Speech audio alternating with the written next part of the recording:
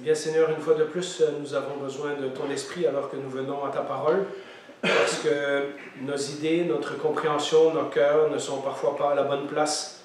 Et nous avons besoin que cette parole travaille ce qu'elle a besoin de travailler dans notre vie aujourd'hui. Nous disons que c'est ta parole, donc c'est littéralement toi qui nous parles au travers de ce qui est raconté dans la Bible. Je demande l'aide de ton esprit pour compléter ce que moi je ne suis pas capable de toujours bien dire, de ce que je ne suis pas capable de compléter, et l'aide de ton esprit pour que nos cœurs soient ouverts afin de recevoir cette parole. Ce sont des choses qui te concernent, c'est comme ça que tu t'es révélé à nous.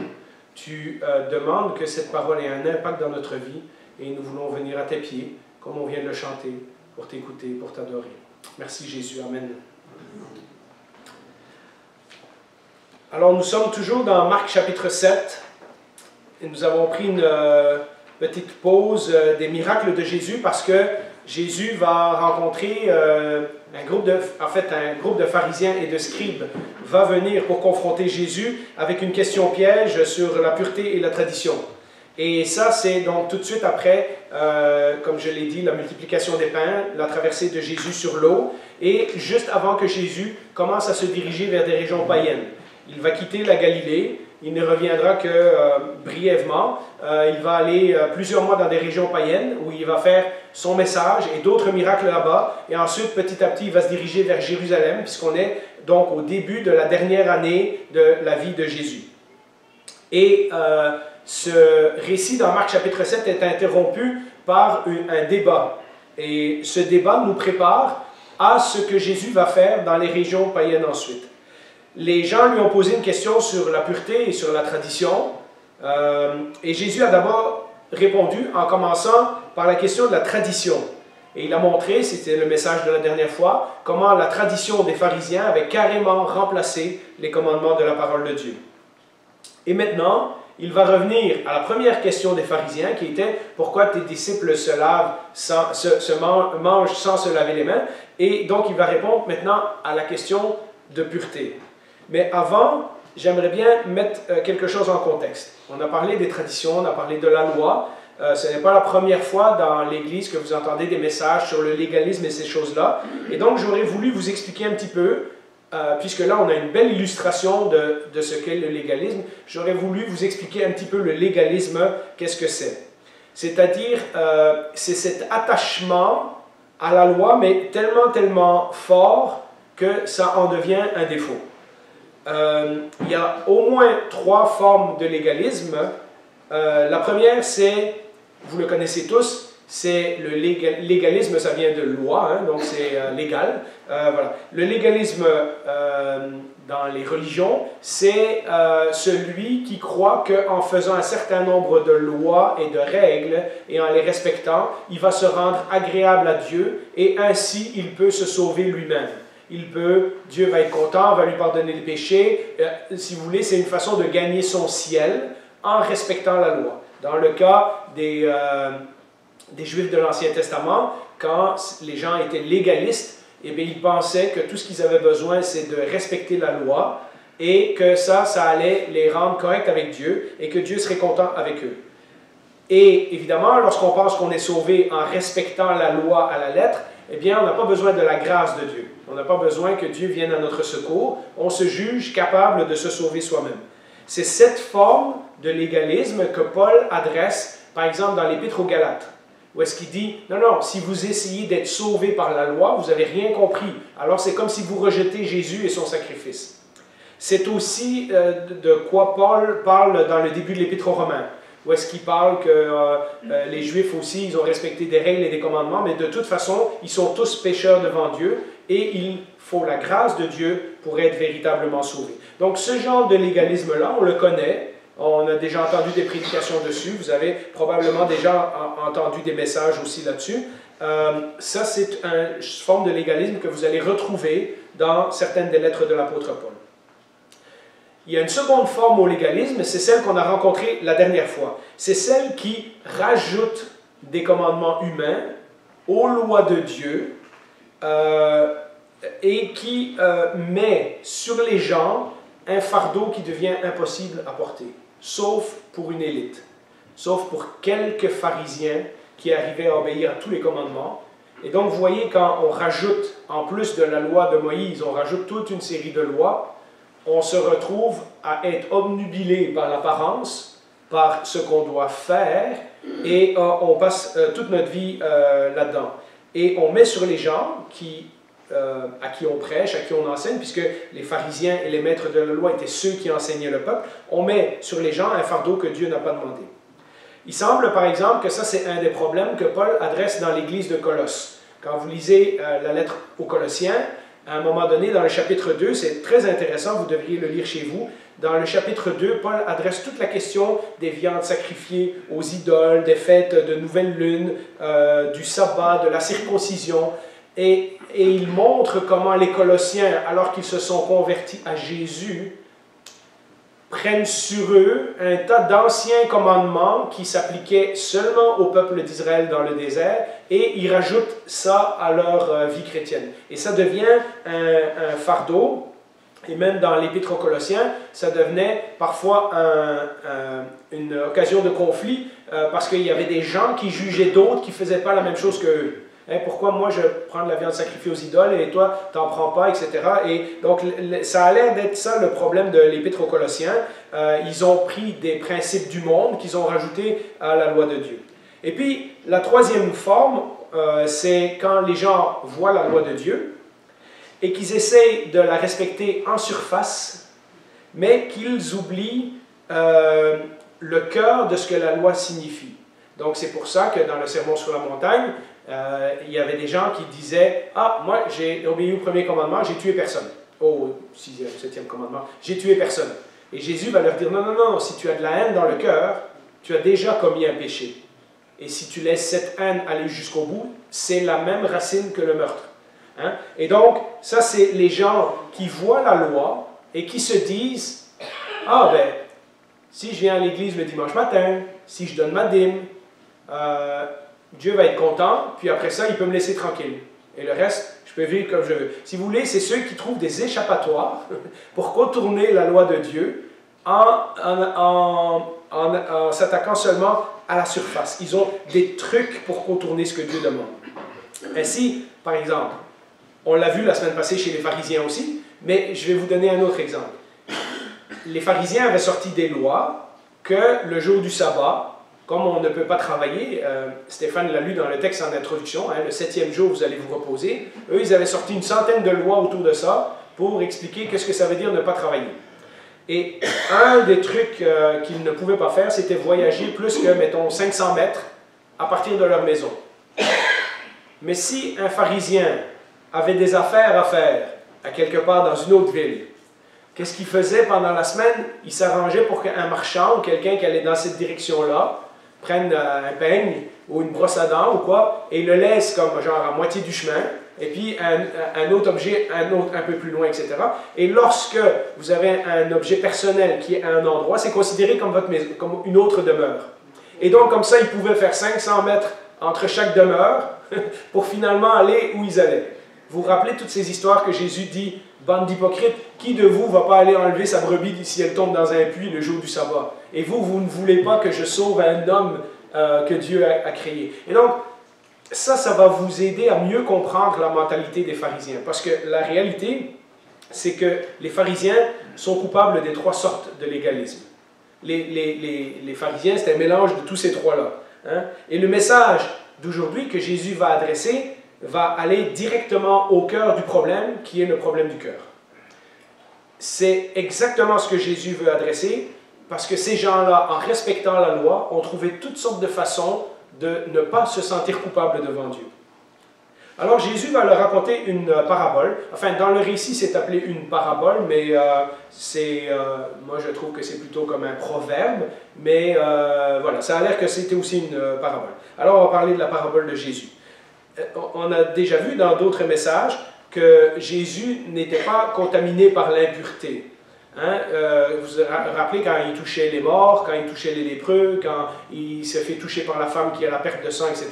On avait déjà dit à l'occasion de ces messages-là qu'une des leçons qu'on apprend, c'est que l'impureté des gens n'affecte pas Jésus. Mais Jésus peut donner aux gens sa pureté. Et ça, c'était un des points. Mais aujourd'hui, ce n'est pas de ce genre de pureté-là qu'on va parler. Le focus est ailleurs. Le focus, il est sur la pureté que les pharisiens veulent prétendre en développant les apparences extérieures. À l'extérieur, ils ont l'air purs parce qu'ils respectent des lois. Rappelez-vous que les pharisiens, au début de cette histoire, avaient accusé les disciples de manger sans s'être lavé les mains. Alors, nous lisons la suite du récit à partir du verset 14, dans Marc chapitre 7. Ensuite, Jésus appela toute la foule et lui dit, « Écoutez-moi tous et comprenez. » Ça veut dire que Jésus va dire quelque chose d'important. Écoutez-moi bien, là. Ouvrez vos oreilles. « Il n'y a rien d'extérieur à l'homme qui puisse le rendre impur en pénétrant en lui. Mais c'est ce qui sort de l'homme qui le rend impur. Si quelqu'un a des oreilles pour entendre, qu'il entende. » Ça, de nouveau, ça veut dire, écoutez bien ce que je suis en train de dire. C'est super important. Ce que Jésus va dire est tellement important qu'il ne veut pas se limiter juste à sa discussion avec les pharisiens et les scribes. Là, il était peut-être dehors ou devant sa maison, puisqu'on voit qu'après, il rentre dans la maison. Les scribes sont en train de lui parler, les pharisiens, ils l'entourent. Mais là, Jésus appelle le reste de la foule pour dire, regardez, justement, là, on est en train de parler de quelque chose et je veux tous que vous entendez ce que je suis en train de dire. Dans la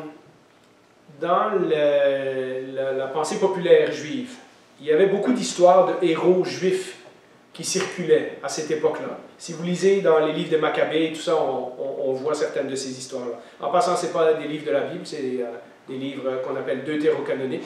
C'est des livres qui sont là pour donner un contexte, mais qui ne sont pas des livres inspirés par Dieu. Dans ces livres-là, il y a toutes sortes d'histoires de héros juifs qui avaient été torturés et mis à mort et tout ça, justement parce qu'ils avaient voulu respecter la question de pureté. Ils refusaient de manger du porc ou ils refusaient de toucher un objet, puis il y a eu plusieurs empires qui sont venus conquérir Israël et qui voulaient un peu détruire le moral du peuple de Dieu et donc qui les obligeaient à manger du cochon, des affaires comme ça. Et certains des gens qui avaient résisté à l'envahisseur, les Séleucides avant et ensuite les Romains et d'autres, eh bien, ils étaient morts en respectant les règles de pureté. Donc vous comprenez que pour le peuple et pour les pharisiens et les scribes, la question de la pureté rituelle, était quelque chose de très, très, très important. Avec le sabbat, c'était probablement les deux affaires qui étaient absolument, les doctrines qui étaient essentielles dans leur théologie. Et donc, la phrase que Jésus dit en disant « ce n'est pas ce qui vient de l'extérieur qui contamine l'homme, c'est ce qui vient de l'intérieur », il ne l'a pas choisi au hasard. Il ne confronte pas les gens directement en disant « vous savez, tous vos héros, là, ils sont tous morts pour rien. Ça ne sert à rien, les lois de la pureté. » Ce n'est pas ça que Jésus dit. Il raconte une parabole, c'est-à-dire une histoire qui est un peu cachée, mais qui oblige aux gens à réfléchir. Et d'ailleurs, on va le voir que les disciples n'ont pas compris ce que Jésus était en train de dire avec cette phrase-là. C'est N.T. Wright, dans un de ses commentaires, qui dit « Imaginez, c'est comme si plusieurs d'entre nous, on a connu quand le gouvernement sud-africain pratiquait l'apartheid, que les Blancs étaient au pouvoir et la majorité de la population noire était considérée comme une des sous-classes. C'est comme si on avait été voir le gouvernement blanc en Afrique du Sud dans les années 80 et qu'on leur avait dit, vous savez, la Bible dit que devant Dieu, tous les peuples sont égaux. Ils nous auraient ri dans la face. Hein? Il faut parfois trouver une façon de dire les choses pour provoquer la réflexion, pour que les gens se mettent à réfléchir. Eh bien, on l'a vu, lorsque Jésus dit les choses trop directement, les gens s'offusquent, les gens refusent, les gens rejettent, etc. Et on a appris que Jésus, petit à petit, parle de plus en plus en parabole, parce qu'il veut que ceux qui sont sérieux réfléchissent, et ceux qui étaient juste curieux vont dire « bah, on n'a rien compris », puis ils s'en vont chez eux. Mais Jésus va prendre le temps d'expliquer à ses disciples en privé ce que cet enseignement-là signifie. Matthieu précise d'ailleurs, parce que la même histoire se retrouve dans Matthieu 15, au verset 12, il y a ce petit paragraphe que Marc n'a pas, donc on va le lire maintenant. « Alors ses disciples s'approchèrent et lui dirent, « Sais-tu que les pharisiens ont été scandalisés d'entendre ces paroles? » Eux, ils ont bien compris. Ils ont bien compris ce que Jésus est en train de dire. Il est en train de dire, vos lois de pureté, ça ne marche pas. Mais le peuple et les disciples n'ont pas l'air d'avoir trop compris. Il répondit, « Toute plante que mon Père n'a pas plantée que n'a pas planté mon père sera déraciné. Ça, c'est un peu la parabole de l'ivraie et du bon grain. Hein? Il y a des gens qui prétendent être le peuple de Dieu, mais à un moment donné, Dieu va arracher ceux qui ne sont pas... Laissez-les donc, ce sont des aveugles qui conduisent des aveugles. Si un aveugle conduit un aveugle, ils tomberont tous deux dans un fossé. Les accusations de Jésus reflètent en fait des paroles que les prophètes de l'Ancien Testament ont dit souvent à propos des dirigeants d'Israël. Ce sont des mauvaises plantes et ce sont des aveugles. Parfois aussi, il y a la question des mauvais bergers, mais ça, on en parlera quand on arrive à Jean chapitre 15. Voilà ce qu'ils sont. Le point de Jésus, en fait, c'est que le monde de son époque et le monde encore aujourd'hui n'a pas besoin de plus de religion superficielle. C'est ce que les pharisiens essayaient de faire. Plus on respecte des commandements, plus on respecte des lois, etc., plus Dieu va établir son royaume en Israël, rétablir son royaume en Israël. Le monde n'a pas besoin de religion superficielle, mais de transformation surnaturelle. Vous vous rappelez le récit de la rencontre avec Nicodème, quand Jésus lui dit « Si tu n'es pas né de l'Esprit, ça ne sert à rien. » Et Nicodème ne comprend pas. Lui, il est encore dans les affaires de la religiosité de tous les jours. Et puis Jésus lui dit non, ça prend une transformation surnaturelle. Ça prend le Saint-Esprit de Dieu qui vient vivre en toi et qui transforme ta vie. Les pharisiens étaient peut-être des gens très respectés, très religieux, mais ils étaient clairement sous le jugement de Dieu.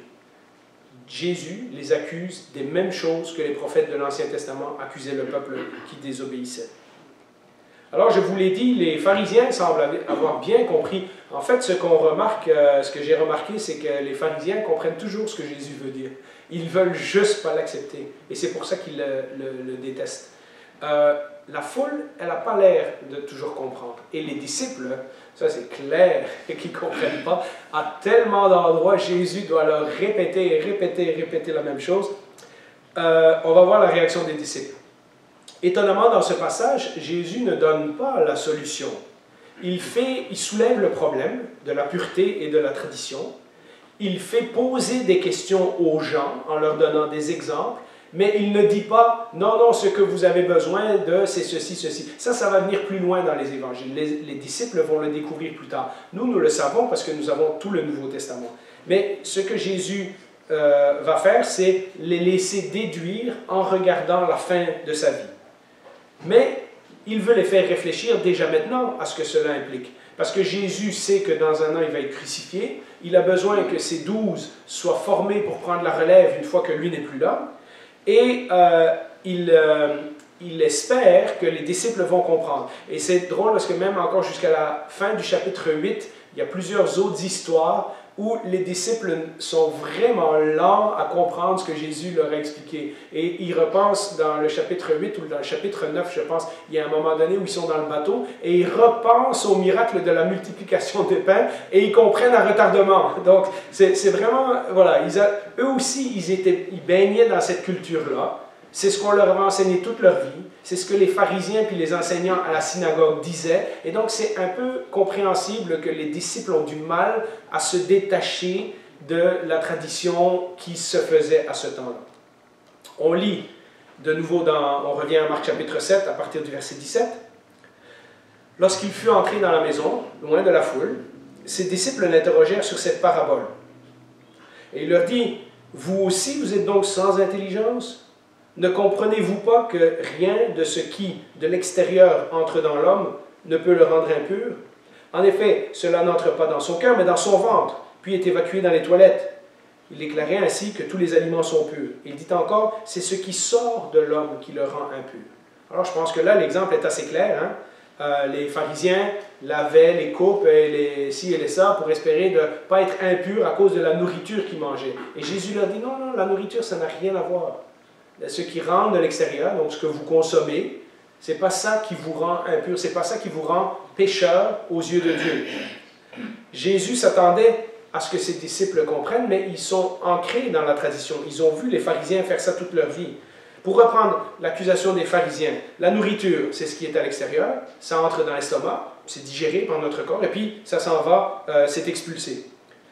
De garder des règles de pureté, comme les pharisiens faisaient concernant la nourriture, les mains, les bols et tout ça, dans lesquels la nourriture est servie, ça ne rapproche pas et ça n'éloigne pas les gens de Dieu du tout. Ça ne change rien à leur statut devant Dieu. Par contre, ce que Jésus est en train de dire, ce qu'il va dire dans quelques minutes, par contre, le cœur, c'est-à-dire ce qui fait le centre d'une personne. Vous l'avez entendu souvent dire, hein, le cœur dans la Bible, ce n'est pas ce que je ressens, c'est les pensées, c'est les motivations, c'est les désirs, c'est les décisions, c'est la volonté, c'est le choix, c'est l'intelligence.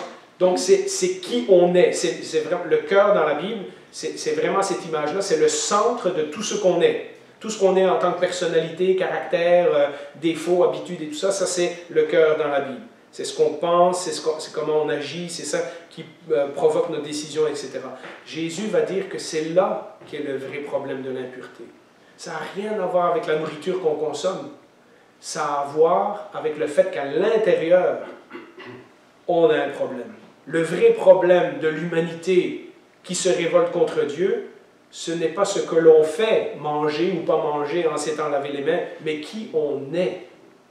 Vous voyez la différence? Et c'est ce que Jésus veut que ses disciples comprennent. Et ça va prendre du temps qu'ils le comprennent.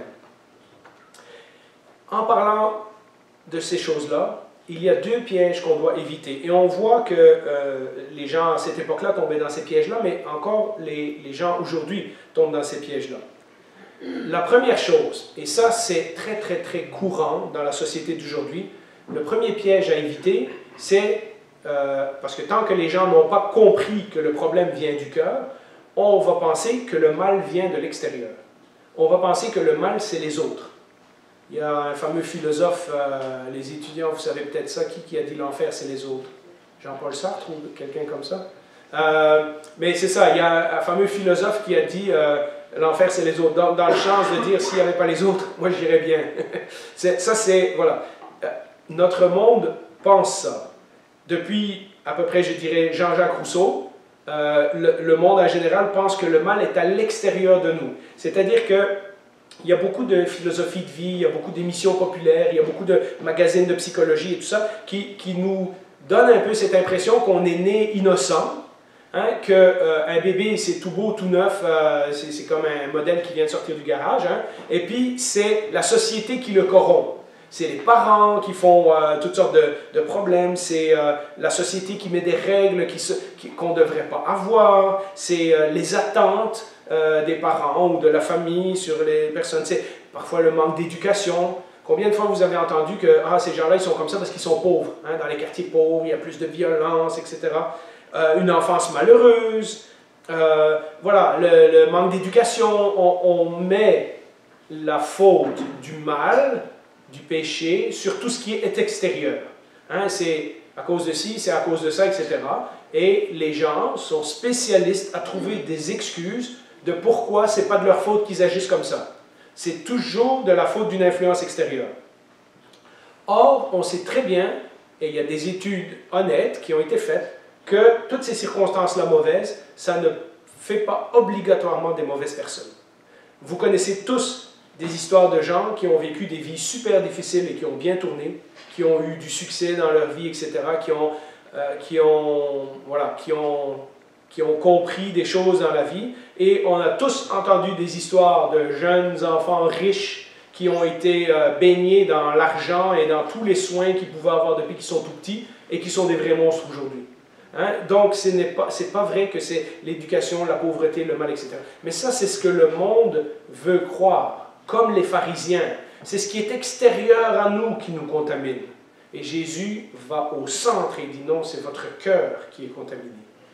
C'est votre être entier, c'est votre personnalité entière qui est contaminée. En 2007, j'avais oublié que je l'avais, je l'ai trouvé cette semaine, il est dans la bibliothèque. James Waller a écrit un livre, Becoming Evil. Hein, comment on devient méchant. Et le sous-titre c'est comment des gens ordinaires commettent des génocides et des tueries de masse. Et en fait, vous n'êtes pas obligé de lire le livre. Il y a des entrevues de lui qui se trouvent sur YouTube. Si ça vous intéresse, ceux qui sont beaucoup sur YouTube, cherchez James Waller, Becoming Evil. Et vous allez voir, il y a des conférences, etc., qui résument très bien son livre. En fait, ce qu'il fait dans son livre, dans sa première édition, ça c'est la deuxième édition, parce que là, il a parlé depuis le 11 septembre, etc., il a suivi un bataillon de soldats allemands pendant la Deuxième Guerre mondiale, qui au début étaient juste des soldats comme tous les autres, des gens, pères de famille, dans la trentaine, 30, 40 ans, des gens qui ont été bien élevés, etc., qui étaient dans un bataillon allemand, qui était chargé de faire l'exécution des Juifs dans des camps de concentration. Et ce bataillon-là a tué tous les jours des dizaines et même des centaines de Juifs pendant des années, pendant la Deuxième Guerre mondiale. Et il montre comment, sous l'effet de foule, mais aussi sous l'effet de l'habitude, la première journée, il y en a qui tiraient, puis après ils vomissaient parce qu'ils se trouvaient dégueulasses. Puis la deuxième, troisième, quatrième journée, à un moment donné, on devient insensible. Et il montre qu'en fait, beaucoup de ces gens-là, qui n'étaient pas nécessairement des nazis profondément convaincus, finissent par devenir des personnes qui sont capables de tuer les autres à répétition, sans avoir plus aucun sentiment qu'ils font quelque chose de mal. Regardez par exemple le génocide au Rwanda. C'est la même chose. Vous ne pouvez pas dire « Ah, ok, mais il y avait des centaines de mille de gens corrompus qui ont décidé de tuer les autres. » Il y avait beaucoup de gens là qui étaient des gens tout à fait normaux. Des professeurs, des pères de famille, des animateurs de radio, etc. Mais sous l'effet de la foule, sous l'effet de la violence qui était propagée à la radio, dans les discours, etc., on finit par tuer leurs compatriotes. 1 million de personnes. Et ce livre-là démontre, avec le 11 septembre et d'autres affaires, etc., qu'en fait, les gens qui commettent des atrocités ne sont pas tous des fous. Ce sont beaucoup, souvent, des gens normaux, mais qui se sont fait embarquer dans une façon de penser. Et ça donne des frissons.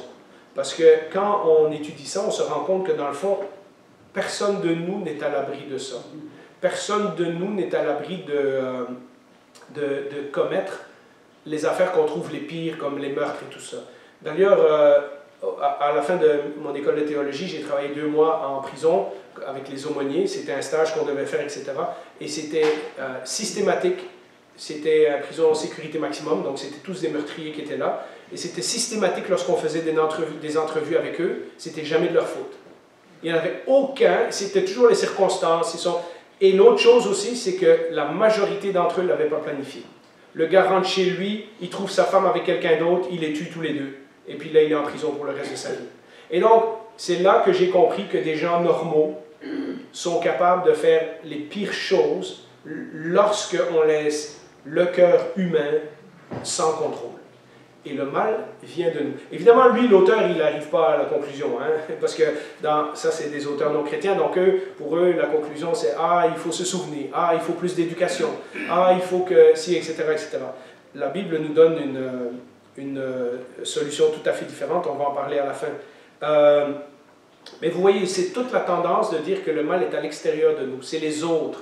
C'est les autres qui m'obligent à faire ceci, etc. En insistant sur la pureté externe, c'est exactement ce que les pharisiens faisaient. Ils évitaient d'adresser le problème beaucoup plus profond et beaucoup plus grave de l'impureté intérieure.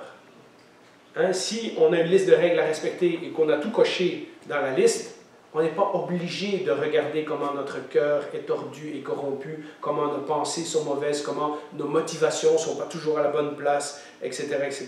C'est dur de regarder au fond de notre cœur. En fait, si vous n'êtes pas chrétien, c'est extrêmement dur parce que vous n'avez pas de solution. Quand vous êtes chrétien, vous savez que vous pouvez offrir votre cœur au Seigneur et dire « Seigneur, tu vois comment je suis ». C'est Paul dans Romains chapitre 7, hein, « Misérable que je suis, je fais des choses que je ne veux pas, je ne fais pas les choses que je veux ». Ça, c'est la lutte du chrétien. Mais en tant que chrétien, on a une solution. On sait que le Seigneur transforme notre cœur.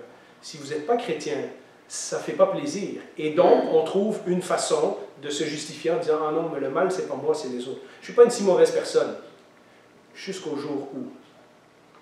Le deuxième piège, et ça c'est un piège aussi qui parcourt les philosophies du monde depuis plusieurs milliers d'années, en fait depuis Platon, c'est de penser que c'est le monde physique qui est mal. En fait c'est mon corps, c'est le monde physique, ça rejoint un peu la première, mais l'emphase est un peu différente. Ce qui est bon, c'est ce qui est spirituel. À l'intérieur de moi, j'ai un côté spirituel que je dois développer, et tout ça, et toutes les affaires de yoga, de méditation et tout, ça vient de ça. Le corps, c'est le corps qui m'oblige à faire des péchés. Si je n'avais pas des désirs dans mon corps, à l'intérieur, je serais une bonne personne. Si on se débarrassait des circonstances extérieures et qu'on regarde au fond de notre cœur, on sera plus heureux. Parce que le vrai moi, ce que je suis authentiquement, hein, ce que je désire être, ma véritable identité est au fond de moi. Ce que je ressens, c'est ça que je veux être. Et si je le ressens, ça doit être vrai. Et si je le vis, alors je vais être plus heureux. Vous voyez, ça c'est aussi une autre philosophie qui est très très populaire aujourd'hui. Si je me sens comme ça doit être vrai. Hein? Et de nouveau, on pense qu'à notre intérieur, si on va au fond de nous, hein, on va trouver notre vraie identité, notre vrai sens à notre vie, etc., etc. De nouveau, ça va tout à fait à l'encontre de l'enseignement de Jésus. Il ne dit pas que le physique est mauvais et que le spirituel est bon. Il n'est pas en train de dire « arrêtez de manger, ça ne sert à rien. Tout ce qu'il faut, c'est prier, puis changer votre cœur, etc. » Il n'est pas en train de dire que la nourriture n'est pas bonne. Il dit « non, non, ce n'est pas la nourriture qui vous rend mauvais. C'est autre chose. » Jésus ne fait pas cette différence. Et d'ailleurs, Marc, on l'a lu tantôt, va conclure en disant cela, Jésus rendait toute nourriture pure. On va en parler à la fin aussi. Jésus contraste l'emphase que les pharisiens faisaient sur les apparences extérieures, alors que le problème se situe justement à l'intérieur. Et on peut dire à notre société aujourd'hui, ce n'est pas parce que quelque chose est dans notre cœur que c'est une bonne chose. La Bible nous dit au contraire de se méfier. Garde ton cœur plus que toute chose, parce que c'est de là que viennent les sources de la vie. Jésus et la Bible, de long en large, nous disent que le péché a sa racine dans notre cœur et pas à l'extérieur de nous. Et parce que la racine du mal, hein, le mot racine, hein, tout ça, c'est comme un arbre, parce que la racine du mal est en nous, le cœur produit des fruits correspondants. Et Jésus va faire une liste de 13 choses, mais il aurait pu en faire plein. Il y a des listes comme ça partout dans le Nouveau Testament. L'apôtre Paul, à plusieurs reprises, fait des listes de ce qu'il y a dans notre cœur. Et ce n'est pas les 13 choses que vous devez éviter. Il y en a beaucoup plus que ça. Mais c'est 13 choses que Jésus dit pour nous faire réfléchir à comment est véritablement notre cœur. À partir du verset 21. En effet, c'est de l'intérieur, c'est du cœur des hommes que sortent les mauvaises pensées, les adultères, l'immoralité sexuelle, les meurtres, les vols, la soif de posséder, les méchancetés, la fraude, la débauche, le regard envieux, la calomnie, l'orgueil, la folie. Toutes ces choses mauvaises sortent du dedans et rendent l'homme impur. Ce qui nous rend pas correct avec Dieu, c'est tout ça. Alors, il y en a là-dedans que je pourrais dire, bon, ben, je ne les ai pas, mais je vous assure que je ne suis pas capable de dire dans la liste que je suis innocent de toutes ces choses-là. Il y en a plusieurs dans la liste qui sont dans mon cœur. Il y en a certains qui sont des attitudes ou des actions, des gestes qu'on commet. Et il y en a, et ceux-là, ce sont les plus durs, et il y en a qui sont des motivations. Il y en a que c'est des façons de penser, des façons de voir les choses, etc. etc. Et vous voyez, il y a plein d'autres choses que Paul dit à d'autres endroits. Et on se demande parfois pourquoi Paul associe l'immoralité sexuelle avec la gloutonnerie. Hein, on va dire, ah, mais quelqu'un, l'immoralité sexuelle, ça c'est un grave péché. Mais quelqu'un qui est un peu gourmand, c'est pas si grave. Mais des fois, dans la Bible, on trouve ce genre de liste et on se dit, oh, attends, les deux péchés sont un à côté de l'autre. Ce n'est pas des listes exhaustives. C'est des listes pour nous faire réfléchir qu'au fond de notre cœur, il y a ces choses-là. Il y a le potentiel pour toutes ces choses-là. Et le mal ne vient pas de l'extérieur, le mal est en nous. Quand on comprend ce que Jésus est en train de dire, et je pense que c'est pour ça que les pharisiens sont extrêmement fâchés et qu'ils veulent tuer Jésus, quand on comprend ce que Jésus dit, c'est vraiment dur. Parce que si le centre de notre être qui produit, si c'est le centre de notre être qui produit tout ce qui est mal et tout ce qui est mauvais, alors on a un sérieux problème. Ça veut dire que nous, au complet, on est défectueux. Quand on pense que le problème est en dehors de nous, on dit, qu'est-ce que je peux faire? Quand on réalise que le péché a sa source en nous, on se dit, est-ce qu'il y a quelqu'un qui peut faire quelque chose pour moi? Et la Bible dit, oui, Jésus-Christ l'a déjà fait.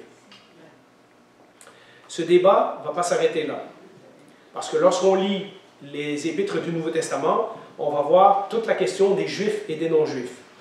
Vous savez que beaucoup des premiers chrétiens, ce sont des Juifs qui se sont convertis, mais ensuite de ça, il y a beaucoup de païens qui se sont rajoutés à l'Église. Ce débat avec les traditions juives va durer probablement pendant tout le premier siècle de l'histoire de l'Église. Dès que ces païens se sont convertis à Jésus, on lit déjà même dans le livre d'Actes des Apôtres et dans certaines lettres qu'il y a eu beaucoup de tensions, il y a eu beaucoup de discussions dans les églises au sujet de qu'est-ce que ça signifie de se comporter en vrai chrétien. Vous voyez, il y avait les Juifs qui continuaient à pratiquer certaines règles externes qu'ils avaient apprises dans leur ancienne religion juive, mais il y avait aussi les païens qui venaient avec leurs habitudes qu'ils avaient eues dans leur religion païenne, etc. Et donc, on devait faire le ménage de tout ça et dire qu'est-ce qui vient vraiment de la parole de Dieu, qu'est-ce qui est vraiment des enseignements de Jésus, et qu'est-ce qu'on amène comme tradition avec nous qui ne changera rien à notre vie spirituelle en bout de ligne. Paul a été obligé d'adresser le fait qu'en Christ, il n'y a plus de différence entre les Juifs et les non-Juifs.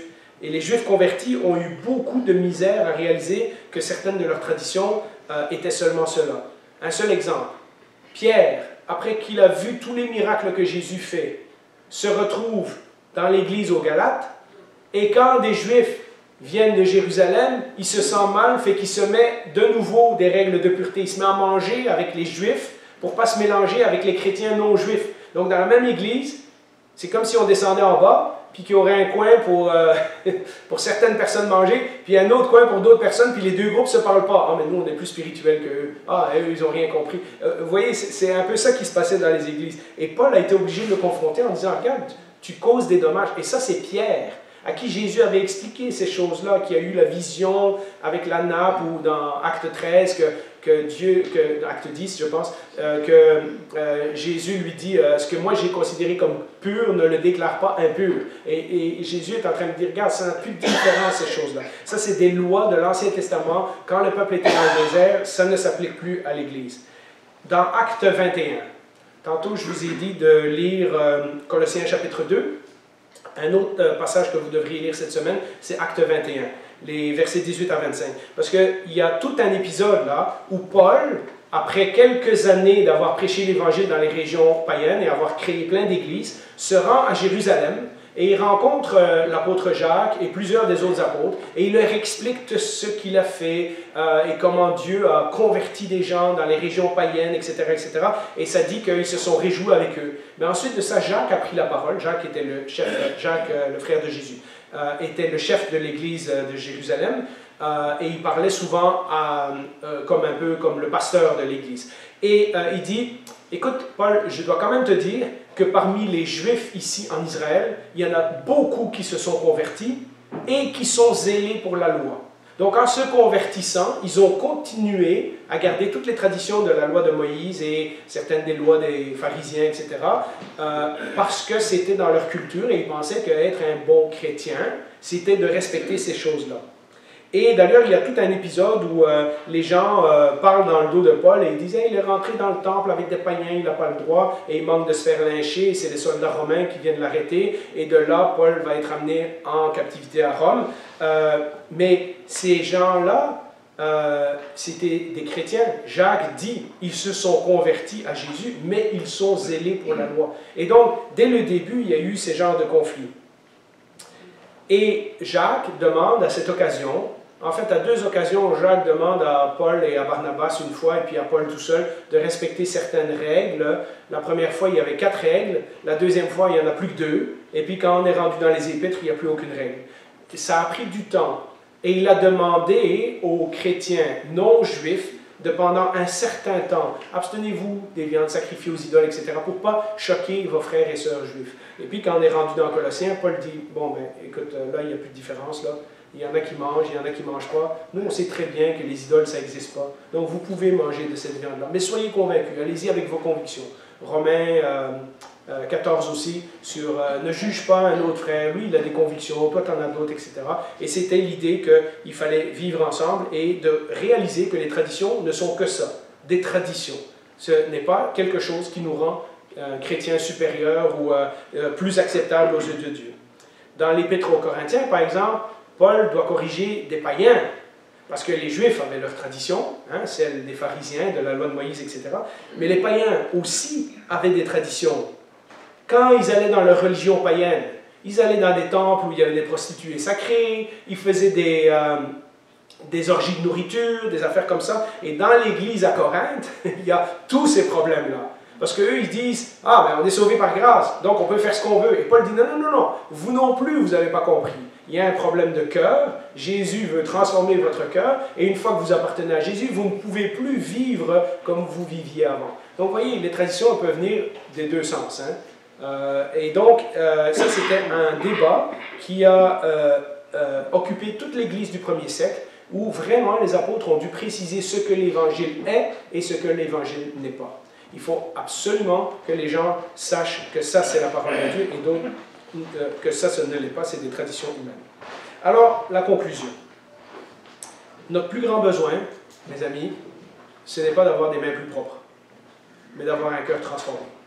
Je pense que vous l'avez compris, rendu là. La vraie pureté commence dans le cœur. Et malheureusement, ce n'est pas quelque chose que nous pouvons provoquer nous-mêmes. Nous avons besoin que Jésus nous donne un nouveau cœur. Nous avons besoin de ce que nous appelons couramment la conversion, la repentance. Accepter Jésus, comme on dit, ou donner notre vie à trouver l'expression que vous voulez. La réalité, c'est que nous avons besoin de quelqu'un de l'extérieur qui vient faire quelque chose pour nous que nous ne sommes pas capables de faire nous-mêmes. Nous avons besoin que Jésus nous transforme de l'intérieur. Galates, chapitre 5, nous montre que, puisque Jésus parlait des fruits qui sortent d'un cœur mauvais, Galates, chapitre 5, nous parle des fruits qui sont produits par l'Esprit. Et il nous dit clairement, dans la fin du chapitre, que ce que l'Esprit produit en nous n'est pas du tout les mêmes fruits que ce que la chair produit en nous, notre ancienne nature. Et en plus, il rajoute, ils ont des désirs contraires pour que vous ne puissiez pas faire ce que vous voulez. Et donc, c'est le combat du chrétien d'accepter que Jésus, dans toute une vie, transforme nos cœurs petit à petit, de continuer à voir que nos cœurs ont besoin de régénération, de transformation, de ressembler de plus en plus à Jésus, que nous ne pouvons plus vivre selon comment nous étions avant, mais cela ne nous rend pas plus ou moins sauvés, plus ou moins chrétiens. Nous sommes sauvés par grâce, et ensuite de ça, Jésus commence une transformation dans notre vie qui va prendre toute notre vie jusqu'au jour où nous le verrons face à face. C'est sa mort et sa résurrection qui ont résolu le problème du péché. Le problème de tout ce qu'il y a de mauvais dans notre cœur, ça a été résolu à la croix. Maintenant, ce qu'il nous demande, c'est d'apprendre comment on met ça en pratique. Qu'est-ce que ça veut dire d'avoir une vie transformée lorsqu'on a donné notre vie à Jésus? Dans tout cela, il y a la parole de Dieu qui nous aide et il y a le don du Saint-Esprit. L'Esprit qui vit en nous et qui nous rend de plus en plus semblables à Jésus. Remarquez que tout ça, la parole de Dieu, le travail de l'Esprit, le sacrifice de Jésus sur la croix, c'est toutes des choses que nous n'avons pas faites. Ce sont toutes des choses dont Dieu a eu l'initiative. C'est le travail interne de Dieu qui transforme nos cœurs petit à petit pour lui ressembler. Tout ce que nous pouvons faire, c'est d'écouter et de laisser sa parole nous transformer à chaque fois que nous l'entendons. Aujourd'hui, quand vous lisez à la maison, quand un frère ou une sœur vous partage la Bible, quand vous écoutez un chant chrétien qui parle de ces choses-là, à chaque fois que vous entendez la voix de Dieu, laissez-la vous transformer votre cœur. Quand Jésus regarde notre cœur, voit-il un légaliste qui dit « Regarde Seigneur tout ce que je fais pour toi » ou voit-il un humble pécheur à genoux qui dit qui met toute sa foi dans ce que Jésus a fait et dire « Seigneur, tout ce que j'ai, c'est ce que toi tu as fait ». Je vous laisse réfléchir à ces choses, que le Seigneur puisse nous guider cette semaine.